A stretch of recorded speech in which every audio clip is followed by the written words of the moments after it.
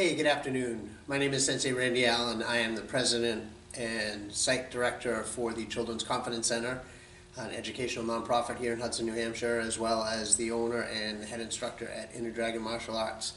And we wanted to talk to you today a little bit about the power of play in young children, and specifically as it relates to the changes in today's educational system. Currently, right now, there's a big push towards Common Core standards, and there's a big drive to get all-day kindergarten going and really trying to mainstream the elementary and preschool programs all around the country. And the thought is that they need to get these kids reading, writing, doing math earlier so that they're more competitive in the global marketplace nowadays. The only challenge with that is that by doing that, we're taking away a fundamental need for children, and that is the need to play. And the reason we're saying that's a fundamental need is a lot of educational studies for a long time have known about the importance of play in development of a ton of other skills. In 2009, the National Association for the Education of Young Children, or NIAC, introduced in their position statement that play is critical in the development of children, especially in the preschool and kindergarten ages. And they highlight the different types of learning that go on through the play, and specifically directed and coordinated play activities. For example, the use of stations to do blocks, learning centers, reading centers, and the layout of those. All the different types of learning that occur in those stations: cognitive learning, socialization skills, we have emotional development that takes place. Neuroscience is now confirming that as children grow and develop, their brains develop, they have capacities for learning in different ways. So what we're hoping to do is we're hoping to highlight and enlighten people that the push towards these full-day programs on the surface sound like a great idea. However, now that it's been in place for a few years, they're starting to do studies, and there's a number of studies that show that it's having minimal impact, and in some cases, some studies are even showing opposite trends as far as development goes. For example, there was a study that was done here in the United States where they studied almost 400 students. They checked the third and fourth graders. They broke them down into different groups where there were some that were in directed educational programs where they had didactic learning, where they were more typical of your first, second, third, fourth graders, where they were lectured to. They had a free play style system where they were allowed to come in, similar to what a lot of the preschools do, and then they had a mix. And what they're finding is that the students that had that strict didactic learning plan actually are falling behind. They get a little bit of a bump out of the gate. However, as they start to grow and develop and they get into the further languages, they're missing out on all of those other skills that play actually gets children. And that's causing them to actually fall behind when they have to start doing more of their own work to drive their learning. We've always been of the belief that if children are having fun and enjoying it, and you can make it so that they're learning while they're having fun, they're going to want to do it more. So through play, children learn not only to have a good time and relax, and it doesn't give them a time to vent so they can be free. A lot of parents look at children at recess and think, oh, that's a great break for them. And it's not actually as much of a break as people think. By working in groups, playing in groups, they're searching out their peers, they're forming connections, they're learning socialization skills, they're learning teamwork, they learn how to function in a society, they learn how to negotiate. They're also outside moving around. Their gross and fine motor skills are being developed. We're developing balance. So they have all of those activities that they're doing as well. They're also learning educational material. They're learning curriculum-based material depending on the type of activities that they're doing. For example, if they have a setup of blocks, they can be doing not only building with blocks, but at the same time they're introducing themselves to physics and engineering properties, breaking them down into groups. They can do addition, subtraction. They're learning size, scope, geometry, all kinds of different things as they build and play. There are a lot of places that have make-believe centers. They can do dress up and they can act out different types of things. They can create a store where they're learning how to process currency. They're learning all the different aspects of social that goes along with that. So the power of play is a lot more than people think.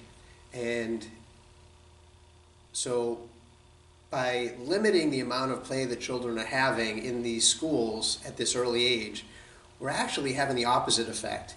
I like to think of it as a pendulum. And for a while the pendulum swung way up to one side and everybody's looking at like all they're doing is playing.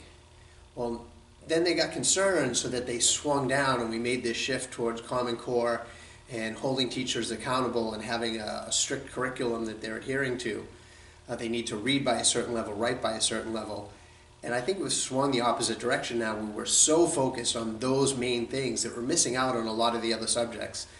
For example, as they get into more of a sedentary learning with actually sitting in a classroom similar to first, second, third grade, these preschoolers are less active, and we're seeing rises in obesity going on in the United States. As we're kind of shooting them right into sitting and receiving knowledge as opposed to working with others to get knowledge and working in groups and all the social development that goes along with that. The children are having a harder time interacting. We're seeing a lot more issues of ADHD where the kids can't sit still. That's because they haven't learned ways to channel that energy up front when they were in these programs, when they were in preschool and in kindergarten, where they would learn how to channel that energy. And the teachers, if they're qualified teachers and they're good at what they do, they can actually direct that energy and teach them the proper ways to focus it so that as they move forward, they have much better control, much more emotional stability. Also, issues with bullying that are totally out of control right now that we're having all these issues with. Kids feeling like they're loners, they're not fitting in with part of the group. They don't have all of those socialization skills because they didn't get the opportunity to build them through an activity as simple as play. So, tons of organizations talk about the importance of play nowadays. I know we're trying to push the agenda. We want our students to be the educated and have the best chance of competing in the global marketplace.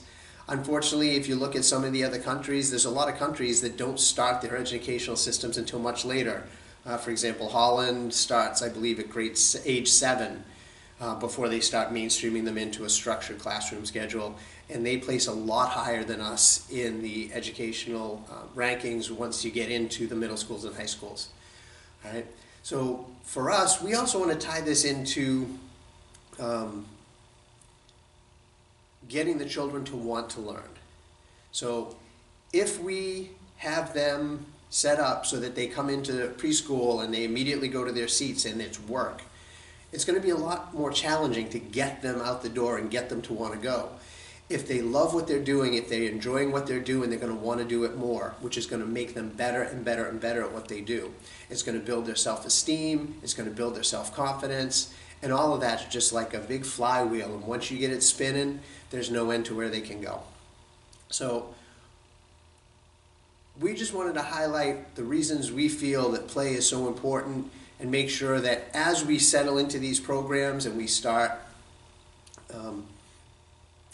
expanding the school day, we understand the push and we understand why we want to do it. The one thing we want to make sure we do is if we're going to do that, we need to swing that pendulum back and balance it out. I know there's a ton of extra programs out there, a lot of extracurricular programs after school that we can get kids involved in, all kinds of sports programs, dance programs. I think the arts programs definitely are things that suffer as we start making the shift towards focusing more and more on math and English. So getting them into these programs is going to be critical to develop all these additional skills. I can only speak to the martial arts aspect of things. That's something that I've been very involved in. I've been doing that for about 22, 23 years now, working with kids in martial arts programs.